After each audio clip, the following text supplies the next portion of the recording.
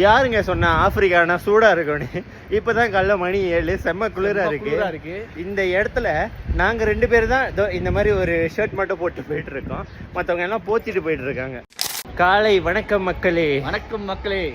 இப்போது இங்கே பார்த்தீங்கன்னா இந்த சுற்றி பாருங்க, அதுவும் யாருமே எழுந்திருக்கல, எல்லாமே பாசமாக இருக்கு. நாங்கள் 2 பேர் தான் இந்த ரோட்டில் சுற்றிட்டு இருக்கோம். ரோடே அனாதியாக இருக்குது. எங்கே போகிறோன்னு பார்த்தீங்கன்னா, நேற்று நான் வீடியோவில் அப்டேட் பண்ணியிருப்பேன்.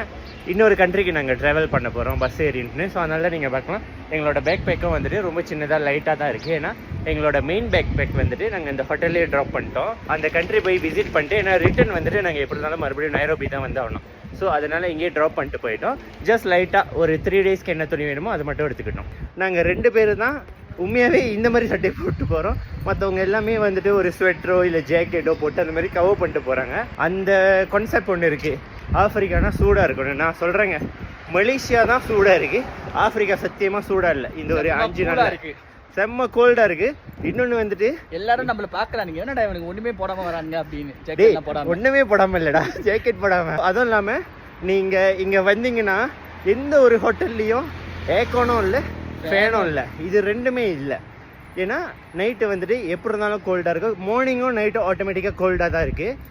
இந்த டே டைம் தான் வந்துட்டு நார்மல் வெதர். மலேசியா சூடாக இருக்குது, ஞாபகம் வச்சுங்க. Stay tune.